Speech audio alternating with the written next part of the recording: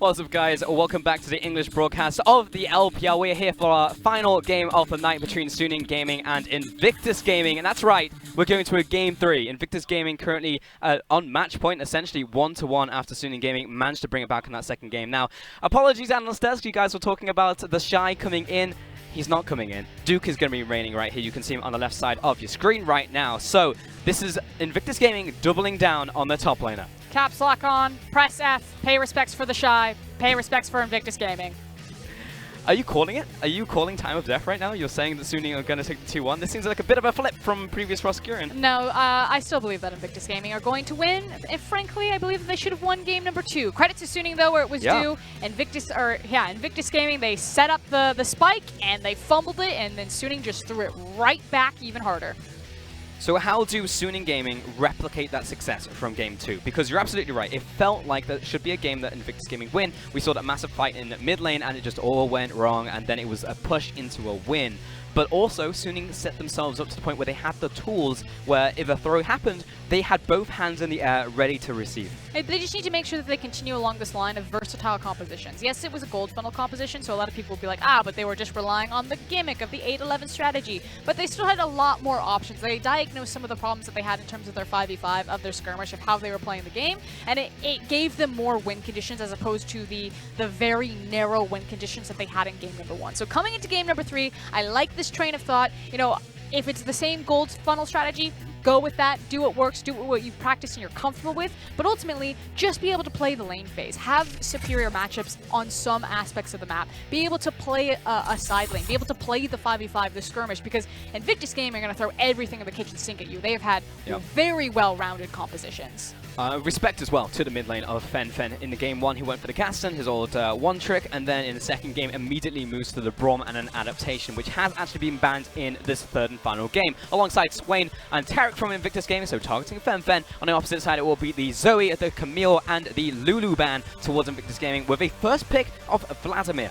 So this time around, no priority pick for the Nocturne. You can see that IG are hovering it on your screen right now. And the thing that I want to say about the Vladimir is we suspect that it'll go into Fury's hands. 9 times out of 10 in the LPL, Vladimir is finding himself into the bot lane. But I will say that for all the criticism that I've given to Fin's champion pool, one of the champions that he is also very comfortable on is the Vladimir. So that's still a true flex to 3 different positions, even with Fin in the mid lane. Yeah, the definition of a flex pick. On the opposite side, Invictus Gaming will pick up the Nocturne, as well as the Lucian again for Jacula, feeling that even though they lost that second game, that this is something that you can give Jacula, and he can potentially run away with a game with it. On the opposite side, Suning Gaming are looking towards an Olaf, actually, here for Hacker. Now, normally when we see the Olaf come out in the LPL, it's a lot about the gank priority on the bottom lane, which is why it needs to come in with a kill-oriented support with a lot of engage potential. So something like a Rakan or an Alistar. The reason why you would see the preference for Rakan is not only has he really just been flavor of the month because of the versatility of his ins and out in terms of that he can engage and disengage. That's sad to see, because I was also going to say Yoon is a phenomenal Rakan. He's probably our best Rakan outside of Ming that we have in the LPL. True, and if you didn't say it, I was going to say it too, because it was also banned out in the last game for us. Invictus Gaming very much recognizing this fact that Yoon is a playmaker. Now, the other pick they also banned away from him is Tam Kench, which is still open. Mundo was the actual pick, and now Invictus Gaming, they see it, they're going to lock in the Darius. And what's really cool is it's also still a flex pick, and it denies Aurelia. Because now Fin, there's still a lot of pressure that he can't just blind pick the Aurelia, because the Darius could be flexed into the mid lane position to just completely turn that matchup. So I really like this adaptation from IG's coaching staff to see all of the flex picks, not necessarily know where everything's going to land, and be like, it doesn't matter, like, get that away from us. We have the Darius, we have the counter to this. And also it's the fact that Darius is still a flex pick. So Invictus Gaming, if Aurelia's not banned here, they could theoretically pick that up as well for themselves and move it to the top lane into this Mundo matchup. Rakan, as you were just saying, Frost, has been taken away now from you. And this just showcases, like Suning knew it was going to be banned away, so this just showcases their priority in terms of their carry potential. You know, that they prioritize Xiao Al's champion with the Mundo, and Mundo itself as a pick, versus giving someone like Yoon the ability and responsibility to find these changing engagements. And I don't know if I really agree with that. I feel like Fury and Yoon have been the stable members of Suning Gaming and kind of the unsung heroes, as they often fly under the radar. And understandably so, because, I mean, it's not terrible to prioritize Xiao. He is probably going to be the next going of the LPL. Sure. Big praise. But for sure, I agree with you. Fury and Yoon have been the silent protagonists, I would say, of Suning Gaming so far. Again, we're seeing another Taliyah ban, even though the jungle has been locked in. It's only going to be at Rookie, or technically Jackulov, but he's got the Lucian. So again, it's that fear of being like, we still respect Rookie's Taliyah. Yeah, it's not FLICKR, it's Jackulov. And Rookie is the OG Taliyah player of the LPL. Yeah. He didn't start out nice on that champion. There was a lot of power inting, but he turned it around in true Rookie fashion. Oh, for sure. And another pick that he's exceptionally strong with, if I still with my words, is Cassiopeia. And that will be another one that will be banned away by Suning Gaming here. Oh, please do it. Yes! I get my first Pyke game, and Invictus Gaming lock it into the bottom lane. And this is going to be, I believe, the third time that Balan has taken the champion. Now, this is what I want to say about Pyke, and I've said it before. He is a win-more style of champion. In an 8-11 meta where it's all about the ability to snowball, to find these assassinations, like, theoretically, Pyke should do great. So why don't we see more of him? Well, with all of these bruisers running around, something that Pyke really struggles with is his lane phase. He is much more dependent on working with the ADC as opposed to just creating plays. You cannot put him with a weak lane phase because he himself has a weak lane phase. He's great at once a zone is established, backing it up, but he cannot create the zone for his ADC. So we see Lucian banned a lot. I think Lucian is a great ADC to pair with Pyke because you have such incredible kill pressure, but if you don't have access to these very lane-dominant ADCs, you cannot take Pyke with a passive ADC. It just won't work. I mean, the hot pot is already spicy, and then we just locked in Aurelia into Darius, and now Suning Gaming are actually looking at a potential fiddlesticks here as well. I'm ready for the FLICKR and hot take. The hot take is that FinFin has thrown the gauntlet. He knows that, you know, I'm not going to find the outplay. But that said, he just locked in. He locked in Ryze. Yes, he did. We see this all the time, though. So, in the LPL, they also do believe that Ryze is a decent option into the Aurelia because the idea is as she's dashing around everywhere, you have the hard CC that you can try to disrupt some of that momentum that she finds through team fights that she likes to.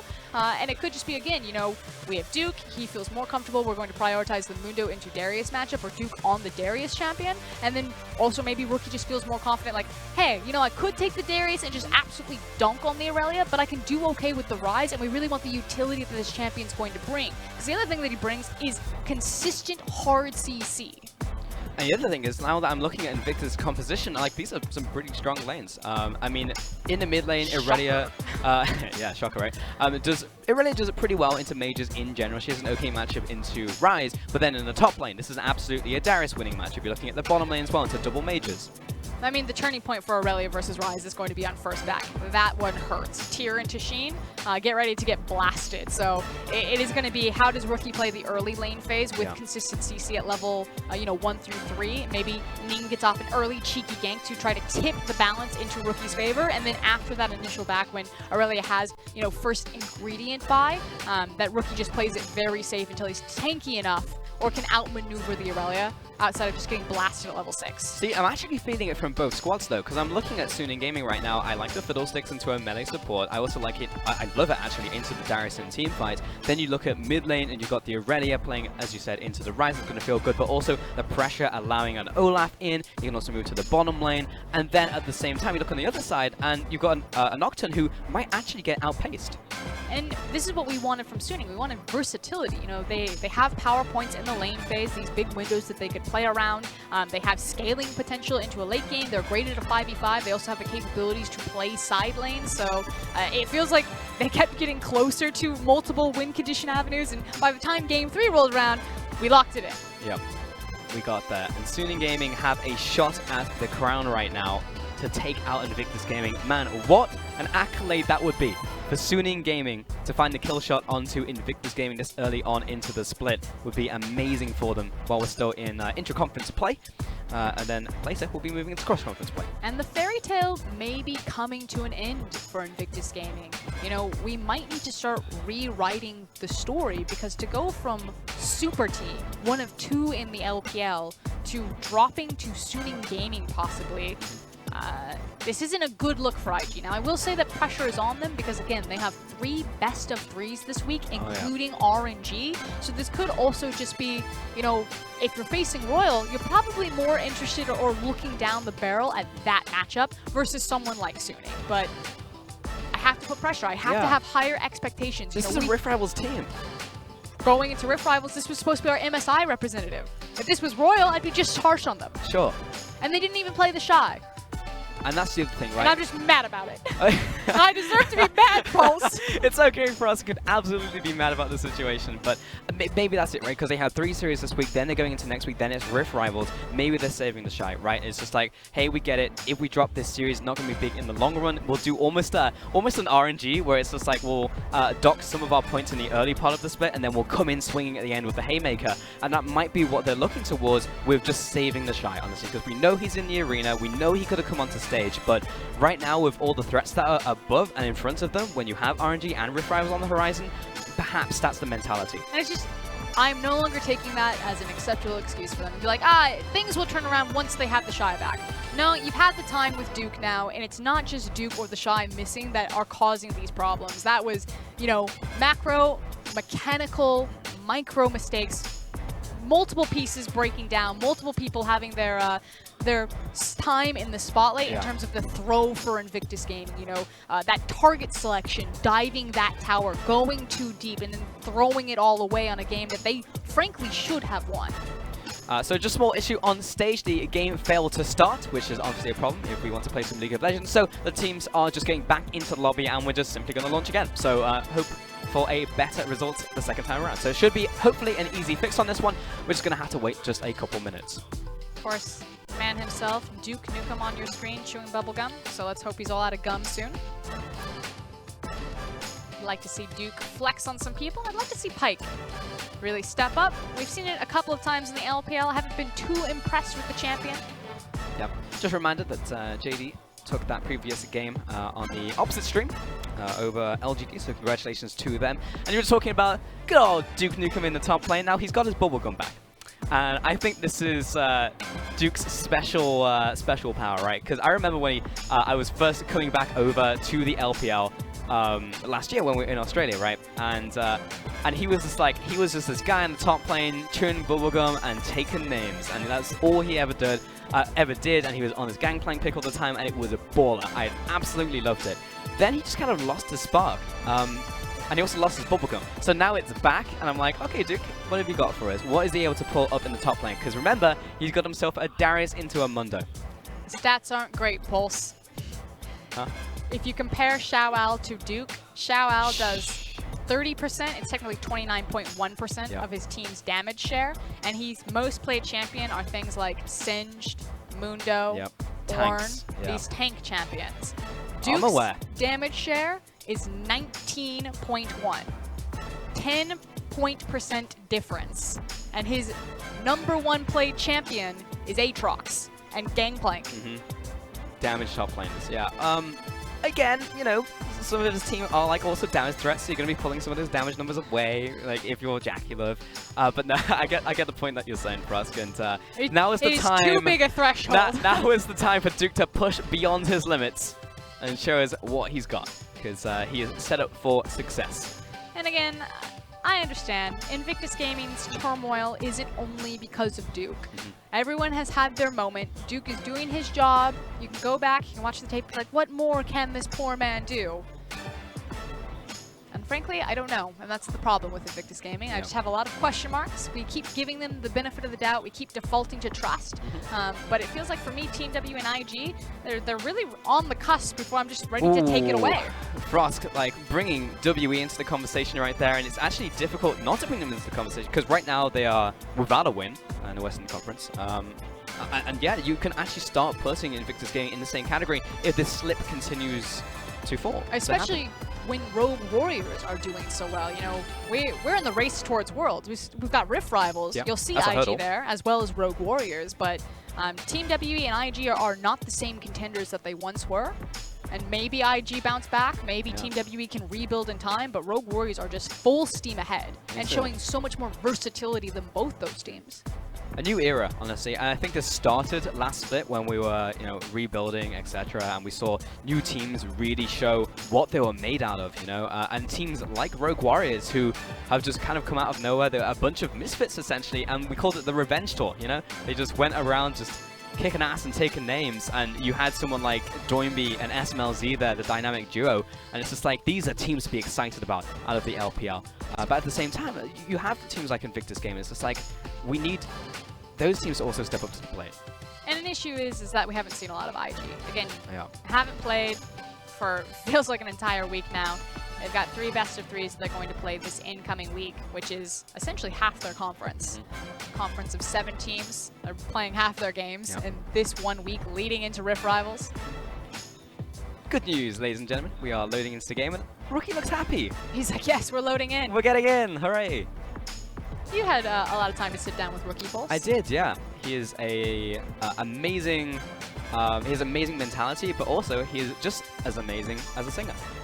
He was being interviewed the other day by Rendong on stage, and they're like, "Hey, can you sing something for us?" And it was, the guy's legit. I don't know if you remember that video. I think it was a few years back that he sang with Cool. Very, very. Damn it! I won't even say cool in the same sentence, but it was really, really awesome.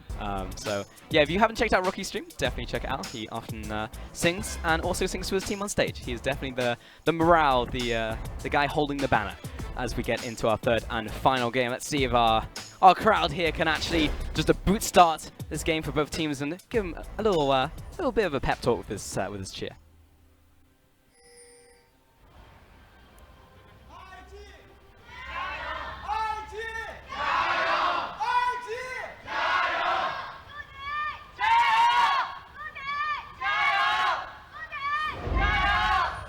Knocked it out of the park. Yeah, I feel like the IG guy started out a little bit wobbly and he just ramped That real ramp, hard. dude, yeah, it was hype. Projection. We actually need to start putting these guys on the leaderboard because the old JD manager, he's definitely up there. He's high tier. That guy is. That was great. I still think JD's got it. Oh, no. Huge credit to Yoon. We've seen a lot of fiddlesticks coming around. We've had to deal with the Dark Candy. We've had to deal with Birthday Party. Yoon knows what's up. Halloween Fiddles. OG. Really? That's your favorite skin? I love the Birthday Party. Like, I loved Fish's call the other day with the Happy Birthday. Can't say that this game. Technically, my favorite fiddle skin is Fiddle Me Timbers. That's true. It's a pun on legs. All right, Invictus Gaming going to be starting on the top side of the map right here. It's going to be Duke and Ning starting this one up. Just going to be taking a look at the keystones as well. We're going to have Pyke bring the Aftershock to the table. Very easy to access with his Bone Skewer.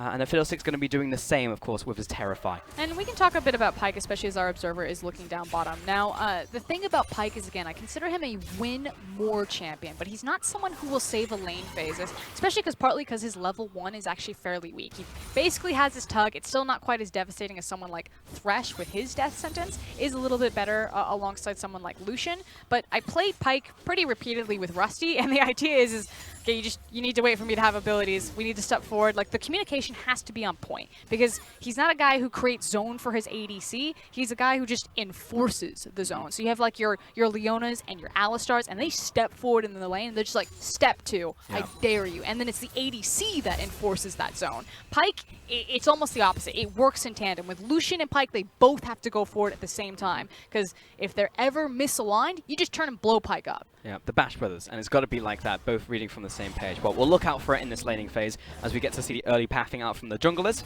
And Ning is moving to the bottom side of the map. The early crowd control came out from Invictus Gaming as well. And Hacker's going to move towards his blue buff on the top side. Now, taking a look at Duke versus Xiao Ao, we can see a small insight into the runes here. Precision, of course, going... hang on, the numbers don't add up, Mason. Duke's running Conqueror on one side and running Press the Attack on the graphic. He's that good. He gets both. Oh, no, I'm an idiot. That's the precision tree. I'm done. So yeah, running Conqueror on this one, also with the Triumph in the top lane and the extra attack speed. I wasn't going to bust you. But I did make direct eye contact. contact. Yeah, I know you did. Yeah, cringed. I was just like, and that means I did something wrong. We got there, Pulse. It's okay. I'm tired, dude. Good All right. work. Okay, back into this bottom lane. We're getting this push out from Balan and Jackilove. And shove them back towards the tower. See how much CS they can deny to fight and dance into the mid lane. Here Surprise! comes Ning for the counter gank. Of Fen just pushing forward, just saying, hello, I'm here, just keep in mind before you all in my mid laner. And that was the equivalent of the Olaf stepping out of the bush, throwing an axe, missing, and just turning around and walking away. The Nocturne special, though, this time around.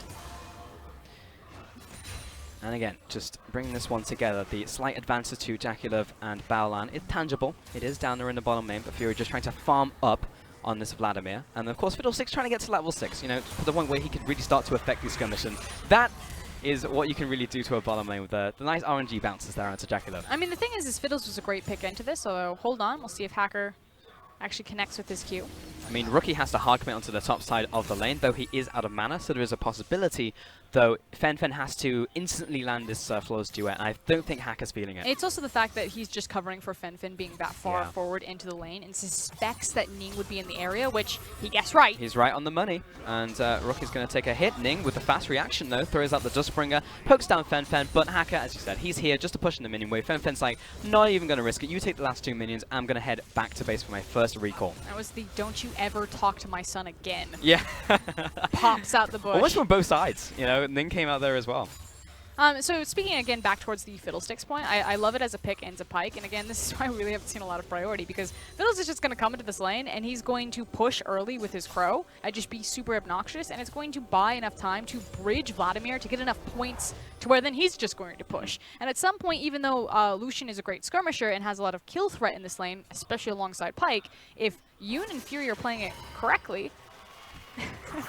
Are you going to dodge? Walking backwards. Then...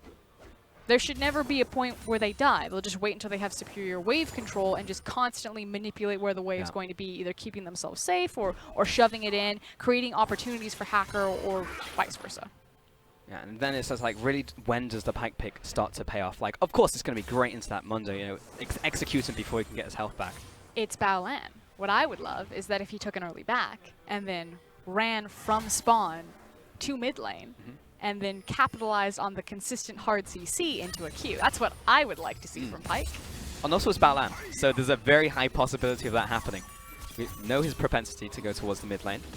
Nice little combo there from Fen, but as you can see, because we are pre-Sheen from the Aurelia, Rookie's still got a bit of bite to his bark in the mid lane, so he's still able to trade blow for blow. Again, just looking at this bottom lane, gradually over time, just got to reiterate the fact that Jackalope is getting ahead in terms of farm. A Hacker in his way to the enemy jungle places down an aggressive control ward, and Ning also farming towards 6. Should have it very shortly and look for his first gank. And again, pre-Sheen, and we're looking towards this mid lane as a possibility. Yeah, and then once Aurelia has level 6 and Sheen, so Fen not getting any sort of gold to have the early back, although his lane wasn't terribly impacted. That's when things turn really dicey. So it was about how Rookie was going to play pre-Sheen and how he'll play post-Sheen. And off of this red buff, it should be level 6 here from Ning. Yeah, he's literally just a minion away, so we've got the chance to come in, plus is the red buff for us. There's now also a question if Fen even goes for the Sheen. Sometimes if Aurelias feel that, hold on.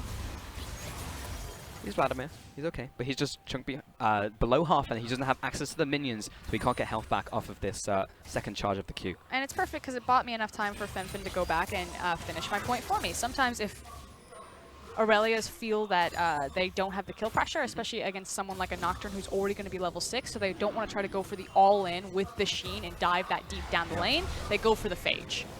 When in doubt, Phage. That was a very funny interaction. Hacker was like, could burn flash, could just run and sprint towards my enemy. Fury, don't do that. Fury was definitely kiting back in towards the culling. So now he's going to have to back away. He can't even step up to get his health back with his transfusion, because if he does, he dies. Yeah, he can't put himself in vision at all, because he knows that the Nocturne is level 6. They just had vision on it because Hacker got, you know, the ring around the roses with the dragon. And so he immediately has to just completely disengage like 2 towers deep. Has the TP, is going to get back into the lane, so not losing too much, but by too much I mean about 30 CS. Yeah, it's really hurting down in the bottom lane, and the same story is in the mid lane, but what we actually can't say is the story in the top lane. And that, to be fair, it's because of a lack of knowledge where the enemy junglers are. I mean, pretty much everyone has just ignored the top lane's existence, but this is not a Darius ahead of a Mundo right now, so it is a little bit concerning, and now the initial buy has come back from Mundo as well, so he's pretty much golden. And it's again, you know, do you want to try to go for that kill pressure or make the most of your trades? Are you just buying your time because you understand that, hey, I've got a responsibility. I'm just going to take the free farm it up. I'll see you in a side lane, or I'll see you in the team fight. 50 minutes. It's about a team. Now, I'm wondering what this dagger means here for Duke, because I'm thinking he might actually go towards a Triforce build here, as Ning is setting up the Paranoia, moves into the top lane. Instant ultimate coming out from the Mundo. Great use of the stopwatch, doubling down on the sadism. Here comes Hacker to turn this into a 2 versus 2. Ning is low. He's getting chased down by the Berserker. It's a 1-for-1. Plus the teleport going to be cancelled by Su Ning.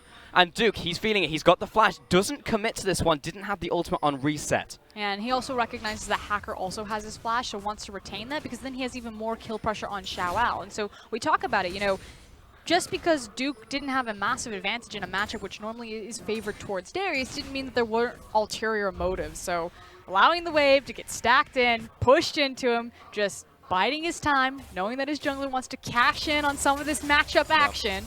But good play from Xiao with the stopwatch, like you were saying, to buy enough time to get health back on his ultimate and make sure that there was a 1-for-1 trade, which best case scenario. It really was. Giving time to react. And the teleport was even cancelled. I believe that one came in from Fury, just judging by the timers right there.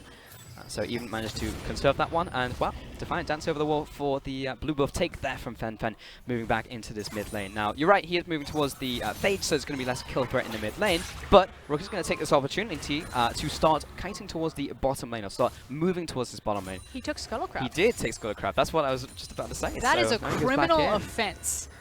Only if Ning sees. Yoon! Oh, caught out, caught in the spectral undertow right there as Baolan backs away. That could have been a lot worse, but Baolan actually on the receiving end. And that's what I was talking about. When Pyke moves on his own, it's not that threatening. He's not actually that scary. Again, win more style of champion. He's the cleanup, the janitor. JackeyLove doesn't have access to his ultimate. So, yeah, they managed to catch out Yoon, but I don't really know what Baolan was thinking was going to happen there. JackeyLove just kind of looked at him like, mate, I'm farming. Yeah, I guess I'll just run at you if I'm Suning, right?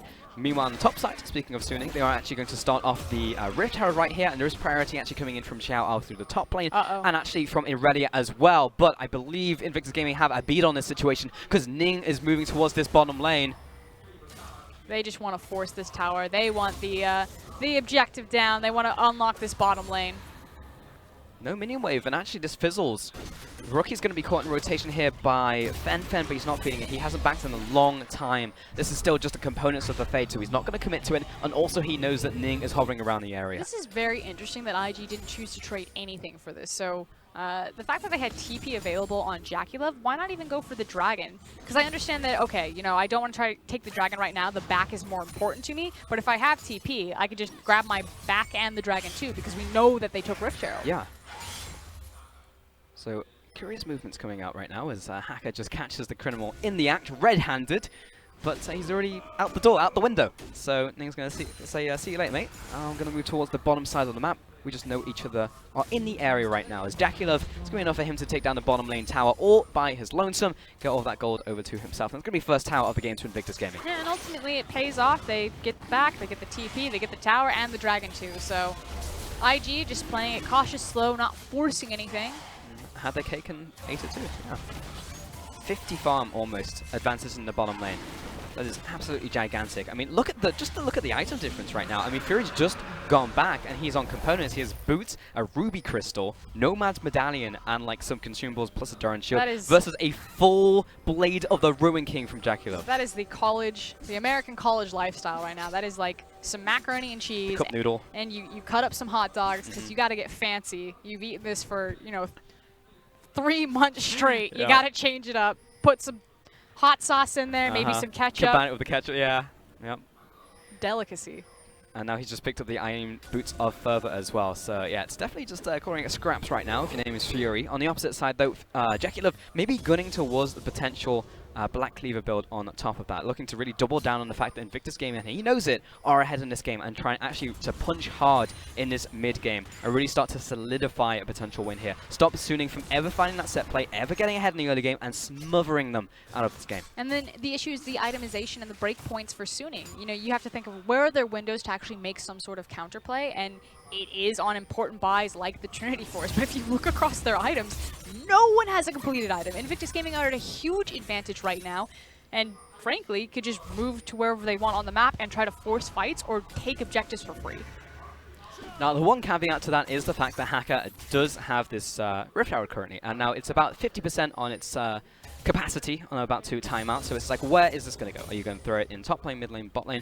Probably going to be reliant on a potential fight and a skirmish going well. And judging by the fact that JackeyLove is running down Fury in the top lane at 1 versus 1, that's going to be a few and far to come by, or hard to come by for Suning Gaming. Right here is Baolan finds the Bone Skewer onto you, and they have the Blast Cone as an escape route, but this is all set up Yoon can't be here. Again, Nocturne's going to immediately ult him if he shows into vision. Level 7 to level 9, he'd instantly die.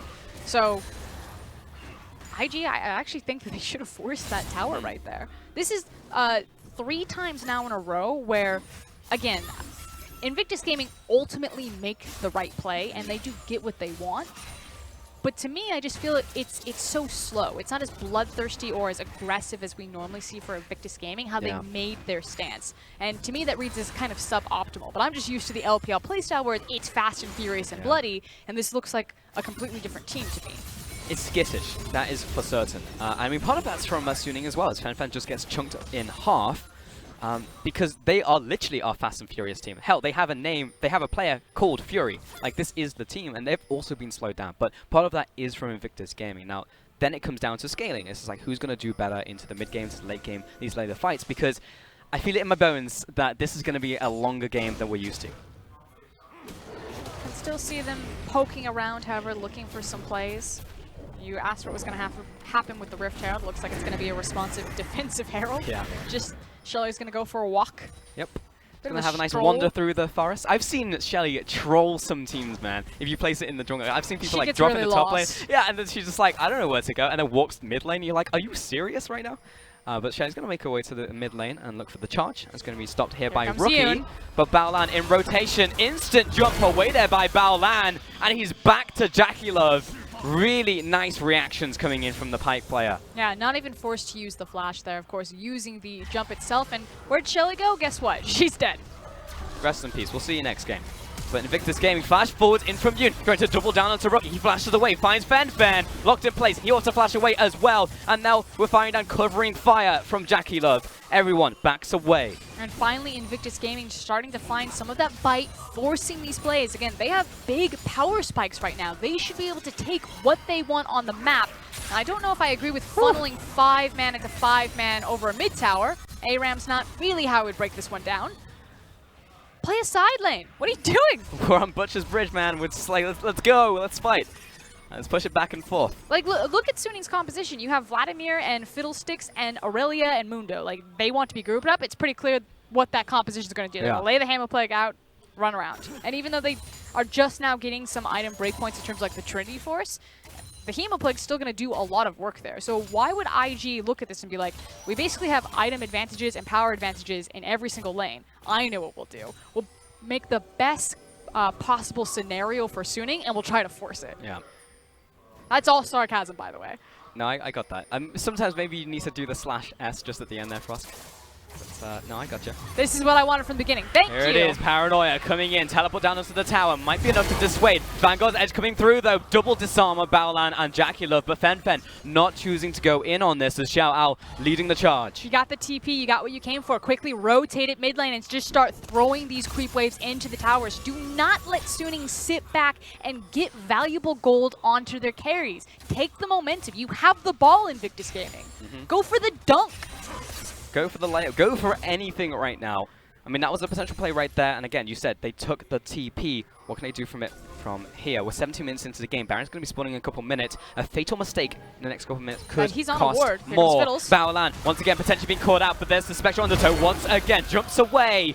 And like a phantom, escapes. But Jackie now under attack. Instant flash away. Leading the charge with the Berserker. And we've got the life drain coming in. Unfortunately, I mean, Jackie just going to die underneath his tower because no one's here to help. Where's the reaction from Invictus Gaming? Well, they're going to get something for their efforts right now. It will be the mid-tier tower. Still very important. But it feels like Suning are playing how IG should. They're constantly looking for plays. They're trying to force things. I will say that Baolan has lost a lot of control over the river. You can see 2 control wards as well as then 3 normal wards stacked up there. So creating that runway that allowed Suning to make that play. And it's because Baolan's just, I mean, he's gotten away from a couple of ganks, but that's also Baolan walking through, not placing vision, not moving with Ning, not acquiring information. Yeah. And it's this imperfect information that I guess Invictus Gaming, it's causing them to be too cautious. Any type of momentum that they had is very quickly slipping away. But now I'm also looking at the double mountains that have been picked up here for us by Invictus Gaming, which means that if they do find one play, that can potentially lead into a very quick Baron. You know, suddenly Baron rush has become a possibility. Jackie Love's gone for the Blade of the Rune King. You have Shred on the target. So Invictus Gaming, it opens up more avenues for them to play around. But you're right, so far we haven't really seen it. And despite Invictus Gaming being ahead in terms of gold, I look towards Suning and being like, you're right, they're more proactive right now. They're looking for more of these plays, and it feels like something eventually is going to break. What's going to break is Yoon and Baolan. Baolan tried for the 3rd time this game to walk into this river. He's now used, I believe, the blast cone, or maybe he just flipped himself over into the back of the pit, but Yoon has caught him 3 times in that little corridor. And because Suning have been able to hold that top side river so well, it meant that Invictus Gaming have been running at this top lane tower for about 5 to 7 minutes now. I mean, is it right to keep banging your head against the same objective, or should they change up the play? No, that's called insanity. You have Nocturne and you have a Darius. You can also just try to make the assassination play, which is what IG are setting up right now, but this was a possibility for a very long time.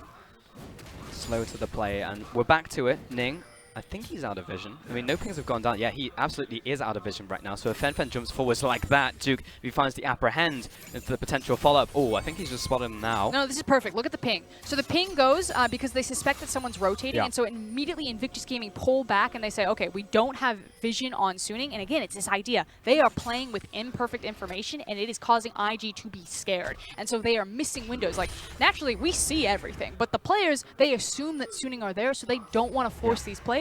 And again, that's what's stalling out IG, who are normally a very quick hit-and-run style of team.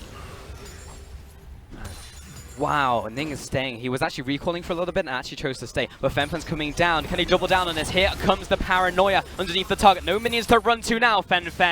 But it's going to be slow on this one. Double tap into the ultimate. Almost finds the kill to Ning, but the great stopwatch timing coming in from Ning. They will get the kill, but Suning pulling the trigger on Baron.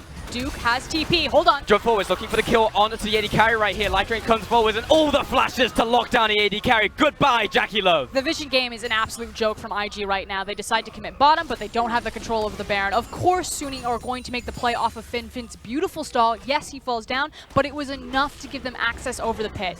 They're forced to face check. Jackie Love pays the price, and it's now a mid-tower down as they continue to storm up mid lane. They're literally running it down mid, but they are bleeding out in the side lanes. Duke has taken the tower in the bottom. You've got Rookie in the top lane, a tower apiece, but this is going to be an inner mid lane tower. Baolan kept at bay, but now we're looking for Invictus Gaming to potentially stop the back towers. Recall's now coming in from the side laners. And here's the thing, at this point in the game you say there's no way that Invictus Gaming, like, it's understandable that they would lose vision control over that side of the river. Look at Suning's composition of their power at this point. But Invictus Gaming let it get to this point. They could have so easily snowballed this game out of control. They decided to go into an A-Ram. They decided to not capitalize on any of these plays, not try to force things. They had the ball, and they just threw it away. And part of me right there, seeing that teleport come out of J-Love, was just like, are you just going to gun it towards the Baron? Because he literally went from base just to farm the mid lane. I mean, fair, he's not going to be split pushing much in this game. When else are you going to use the TP? But again, being very skittish here for us. He just wants to hard shove mid lane to give them access into the Baron pit, because IG have finally decided enough is enough. We need to get vision in this river. We have to play around this area because we are just getting destroyed by Hacker and Yoon. Absolutely. Yoon again coming out with the bird is only going to hit one right here with a good sidestep from Balan, separating himself from the pack. Xiao's going to reveal himself mid lane, and then just throwing out the Dustbringer, just tracking his opponents in this fog of war. Suning Gaming though, they have so much pick potential coming in. If someone walks into a dark alley and there happens to be a Fiddlesticks there with a pumpkin on his head, he's going to terrify them and they are going to die. It is difficult for them to walk into these areas, and Suning know it. They walk forward, they clear away the wards, and they are starving Invictus Gaming of vision right now. They're trying to find a mistake from their opponents. Baolan again with the dash over the wall. And you can see the hesitation between Rookie. Just watch his positioning. He's thinking about cutting down the river. He wants to get with his team. He understands that Suning have seen him top lane, killing the banner of command creep. And so they're trying to force the engage. But thankfully, Invictus Gaming actually succeeding where Suning have failed previously in the series and disengage with their 4-man squad. But IG, they understand that they've lost control, and now they're slowly starting to set it back up by getting priority in their side lanes to open up the pivot points back towards the Baron. But it has just been been rather chaotic to watch. A lot of growing pains. Yeah, for sure. And I can tell you right now, Frosk, I feel jittery as a caster watching this. Like, I would say I'm on the edge of my seat, but I'm standing up. Like, I'm ready for something to happen in the next couple seconds. It just takes a single spark to ignite what can be a massive team fight. Baron, of course, is going to be on the cards. You've got an Infernal Dragon coming up. It feels like you hear the kettle screaming and we're about to boil over. It's just when and where is it going to happen? It feels like juggling to me, or like Yeah. if you're watching someone try to Chainsaws? hold. Yes, the chainsaws are in the air. Hasn't come down yet on IG's arms. Still got time. Again, we're still hitting breakpoints, but where IG have been strong and retained their strength, Suning have really caught back up. You've got a lot of different power spikes coming through. The death cap not quite just finished on the Vladimir, but very, very close. I mean, Aurelia's pretty massive right now at this point. Yep. Likewise, Darius is actually ahead in terms of his build right now as well. He has the Triforce into the Sterax. There's two schools of thought. Whether you go for the Triforce, as I'm just taking a look at Suning moving into the enemy jungle here. Again, beating IG to the punch in terms of vision. And their composition, it's so important to have the vision control because of someone like the Fiddlesticks. And it's not really about the ultimate. To me, the ultimate is just a delivery point to get the silence of the fear. Here comes Fiddlesticks over the wall, zones away IG, Bone Skewer right into the perfect timing. Duke on the front lines, finds the first kill. Here's the Nocturne into the back, he's kiting around. Duke leading the charge, flash forwards, places down the Rune Prison. We've got them under our sights and we're going to take him down. There's the dunk, the layup onto Fenfad. Is it close enough because Duke is low himself? Yes, he finds two, brings the dunk onto the third. He's going to tick down. Here comes Vladimir looking for a return kill, and Baolan escapes. 4-5 kills to Invictus Gaming and the ace. And finally, they're moving towards the Baron. Invictus Gaming, it pays off. It's Suning that make the mistake. They fall into the bear trap and they're able to capitalize on it. Yes, congratulations to IG. You won the team fight. You got the Baron. It's going to be a huge swing of power if you can clean it up. They're okay. They should be able to juggle the aggro here. Everyone calm down. There's the Baron going over, and that's what we wanted to see out of IG right there. Now a 6,000 gold advantage. Baron in the hand, a one-team fight. But my issue is, and again, the only reason I'm being so critical is that this is Invictus Gaming. The kids' gloves are off. You need to consider this team as possible MSI contenders, because that's what they were supposed to be. Suning messed this up. The Fiddlesticks ult really doesn't hit anyone. There's not a lot of the CC that's going down on key targets, and IG just punished them for it. But that was Suning looking for the play and then fumbling. And this is just Darius time right here. Duke preemptively uses his ultimate on Ola because he's like, I'm dead. Wait, I'm not dead. And then with the bleed out finds the final kill, and I cannot believe Balan escapes by the skin of his teeth off the backside of that fight as well. But that was as clean as it gets from Invictus Gaming in that team fight execution. But now it has just ballooned out of control from 42 to 48k. Now an advantage for Invictus Gaming. They've got the Baron, they've got the map. And for the longest time, we were complimenting Suning Gaming. We were saying they're constantly making the aggressive plays, and for it to come down to a team fight like that, really just in terms of the execution, Yoon jumps over the wall right there, doesn't quite find the perfect ultimate, zones him away, but while they found the Infernal Dragon, it's, again, at what cost, right? And we can obviously see at too much. And the quintessential kind of difference between LCK and LPL, and just a generalized format, is that the LCK played defensively. They wait for you to make a mistake, and then as soon as you do, they will punish and they will take everything. Yeah. It makes them so consistent and such a formidable force internationally. And the LPL, they force you to make mistakes. They play aggressively, and then when you mess up, then they try to punish. Yeah. But it makes us inconsistent. It makes us volatile. So you take hits while doing so. And Invictus Gaming, I mean, it definitely wasn't clean like a Korean team, but it's much closer to that Korean mentality of kind of the defensive play, trying to catch the mistakes and capitalize, versus the IG that made themselves famous in Spring Split, that aggressive Lane Kingdom superstar squad. I mean, it's like a coiled snake, right? Looking for the time to strike. And that was it, and it worked out in this game. But I know there are a lot of teams in the LPL, just like RNG, who will... They will ring them, they will take them to town. Play. Yeah, they will absolutely run over this current playstyle from Invictus Gaming. It's such a, as you said, detachment from what we've previously seen out of them. But for now, though, it is working. But I have to start to question the confidence. We're the 51% region. If it's a 50-50, we believe that we have the 1%. We're gonna play. Because we're better. And you have players like Jackie Love, Rookie, and Ning. So star players. I mean, you go back to from 40 and 11 to 4th place, and just Rookie head down on his desk, just completely a destroyed man. Are we still seeing that left over? Have they not found their confidence to make these plays, to be that aggressive team? And if you're just tuning in, you're like, Pulse, Frosk, why are you being so down on Invictus Gaming? They're ahead in this game, 28 minutes, but dear viewer, 1-1. We're in game 3 on match point. This never should have been here in the first place. Invictus Gaming are the premier team out of the LPL, and it all fell apart at the end of Spring Split.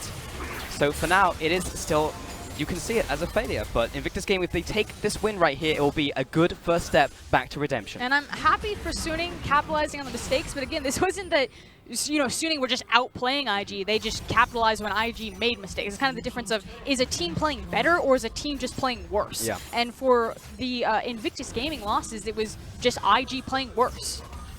Rotation to the mid lane, not going to quite happen right there, but Suning are being picked apart right now. Invictus Gaming are playing this beautifully, honestly, moving from lane to lane, just picking apart these towers, chipping away at the objectives, pushing them down, and Suning Gaming are finding it very difficult to respond right now. They're finding their momentum. Yeah. They've been here hundreds of times because their record is pretty ridiculous from Spring, so they definitely know how to play with the lead. Hopefully. Hopefully. But it's going well so far. They've broken many core structures. They've opened up the base. Top inhibitor can be forced now by Invictus Gaming. Bottom is already down. They want to wait for the future objectives. They can, but for now, good push out from Invictus Gaming, ballooning their advantage now to over 10,000 gold. And then you turn the lens back on Suning Gaming. And the fact of the matter is that there is still actually a light at the end of this tunnel because of the nature of their composition and how late it's gotten into the game. And wow, it feels really dirty to say late when it's only 30 minutes. It is late game, you can say it. But that is the reality of the 8-11 patch. Okay, let's take a breather, because it's definitely been an intense last 5 minutes or so. It feels like it's a very stressful and intense game. It is, for sure. I mean, of both sides, right? And you know, we hit Invictus Gaming hard, just like an Asian parent, to be honest, but it's because we care about you, Invictus Gaming. I've been an IG fan for so long, and I keep getting heartbroken. Mm-hmm. And especially, you know, just with an abusive relationship at this point. And like, when you have a team like Suning Gaming who are just on the upward swing right here, you know, you look towards upcoming stars like Xiao Ao, even like Fury and Fen-Fen, you know, with Fen-Fen expands champion pool, we see great stuff out of this squad. So, at the end of the day, it's just, can you really cement yourself as the veterans here, IG? Yeah, and we talked about this could possibly be the actual turning of the page for Suning from, you know, up-and-comers to established power. Yeah, powerhouse team. That was anticlimactic. Hackman stood there, was like, but very important. It was, yeah. It dropped the backdoor protection, and they just crushed the mid lane tower. Yep, the fortification no longer there, so good cross-map communication from Rookie and Jackulove. The dummy minion, I love it. Beam me up, Scotty. Yep, Invictus Gaming now looking towards the bigger objectives. June off to the side. Here comes the Paranoia, cutting that vision, and here we go. Onto the back line. Instantly goes down into the Guardian Angel, but Duke is on the front line, still cutting away. Backline again into perfect timing, and Xiao Ao coming in with the counter gank right here. Ning goes down, Baolan goes down. Rookie able to salvage the situation. 1 for 3, and Duke is kiting back. Suning, routing the offenders right now. The people on the offense, but Rookie finally coming in there with the overload for the kill. It's a 2 for 2 trade in the end, and Invictus Gaming is still knocking on the front door. Here comes Fury, again dragged into the team. No Sanguine Pool right now, and Duke will finish you off. Xiao Ao coming back to his Nexus and trying to escape. Flashes over the Nexus, but Rookie, he's saying no escape from me. Fen-Fen with the fancy feet, though, finds Jackulove on the backside. He may have actually saved the game. You can see that Rookie and Duke, they're trying to coordinate their spells together and kind of sidestep Aurelia. He's in kill range. Where's the Flawless do it? Finds it. Looking for the reset. The Q is on cooldown. Fen-Fen trying to kite away. 4 seconds. Moves on to the minions. And the Jumps in finds one. Moves on to Duke. Looking for the finish. There it is. Fen-Fen pops off. Oh my god. Woo! Okay. The one trick. He's got one champion that he's pretty damn good at. And it is Aurelia. This guy. 6 games previously before he got his hands onto it. Now it's a total of 8 because he's played it twice in this series, I believe. And worth it for that. That goes in the highlight reel. Was beautiful coming out of Fen-Fen. Led everything correctly. I was frightened for a second when he missed that flawless duet, but followed it perfectly. He knew exactly how much damage his Blade Surge would do. And he just knew that he could duel the Darius at the end because they had Ionian Fervor. That was fantastic play. But you have to think, Suning, they're they're an emotional team. Fen-Fen makes a defense like that. The wind is beneath their sails. They rocket out of base. They understand. Throw it all away. Like, we cannot sit in our base. We need to force plays. They're going for the Baron. My god, Suning Gaming coming for the comeback. Potentially, he is going to be on this Baron. Ning Duke over has the TP. wall. He's He going has for the the base. paranoia, looking to jump into the Baron pit right now. Jumps in. Duke Where's is the in the spike game. coming down? It's going to go over to the Olaf, but Rookie, here's the end. Duke onto the Nexus. Invictus Gaming find the win. Oh, Suning. Woo! That's really all that can be said. Oh my god, Frost, what was that game? What was that series? Invictus Gaming pulled it out at the very last hurdle with the teleport, the clutch teleports coming in. I mean, you look at Invictus Gaming right now and they're not happy with how that went down. They took the win, but I mean, it was so messy. If I'm the IG coach, the belt is definitely coming off. That said, I have to talk about Suning first.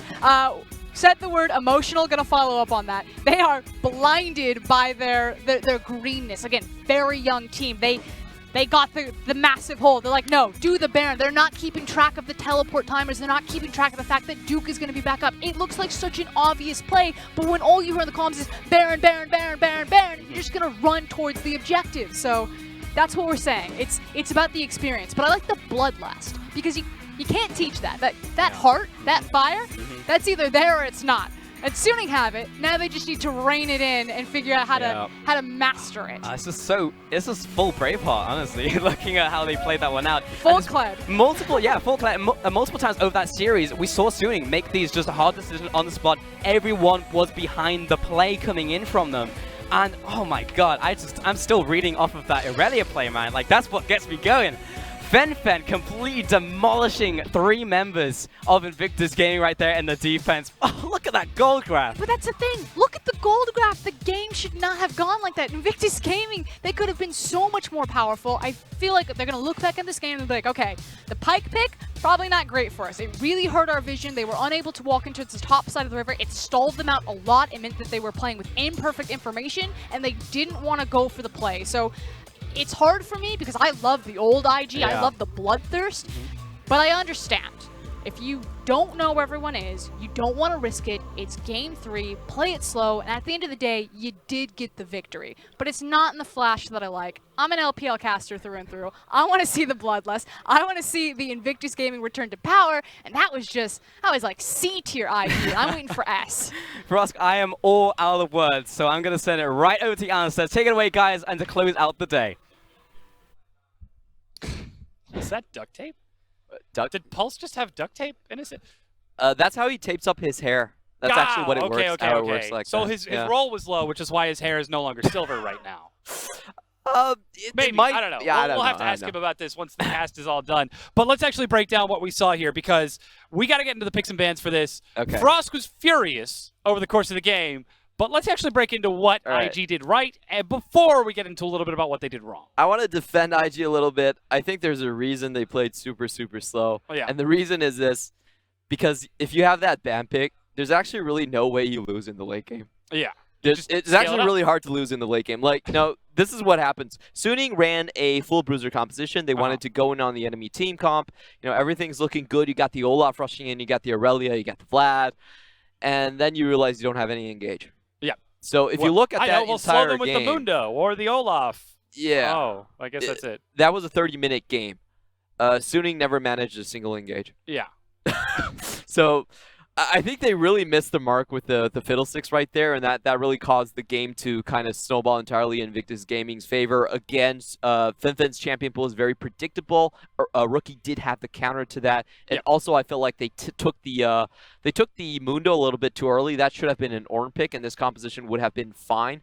And we've seen Duke on the Darius as well, so a very easy counter for him. IG controlled both the lanes early on, and the bot lane we have to talk about because the bot lane should not have gone as bad as it went, but yeah, we'll get a chance to talk about that in just a little bit. We actually want to take a look at the fight that broke open the game for Invictus Gaming. Yes, it was stalled. We all saw it. We all agree. But let's get into the fight that finally allowed it. Suning start things off with Yoon going in, but IG just find that door in. Duke just starts sweeping people. Yoon just went in a little bit early, and the next thing that happens in this fight, you can see how the Pyke, just with his camouflage ability, is able to zone out 2 members of Suning Gaming. So while Fin is in there by himself trying to make the hero plays happen, Fury actually didn't do much in that fight at all. Goes back, in the end, knows he can't run away, and that gives over the Baron to IG. So that was a massive play that finally broke open the game, but you can see kind of the problems with the composition right there. They can't get the fights they actually want.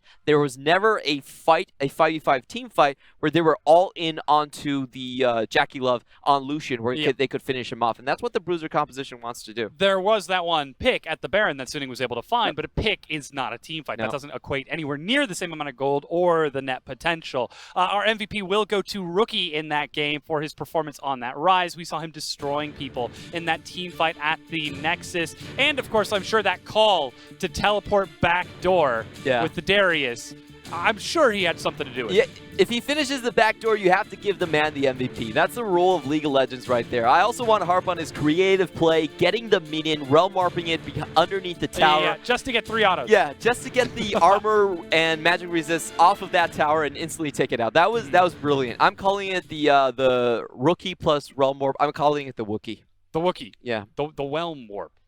Perhaps because you were only whelmed, but you weren't overwhelmed or underwhelmed. It was 1 minion. That said, our interview with Jackie Love is ready. We're going to get a chance to speak with him, and let's go ahead and hear what Jackie Love has to say about that matchup. Oh, I have to ask. Oh, wait a minute. 这个夏天，IG 有太多东西需要证明，请大家拭目以待。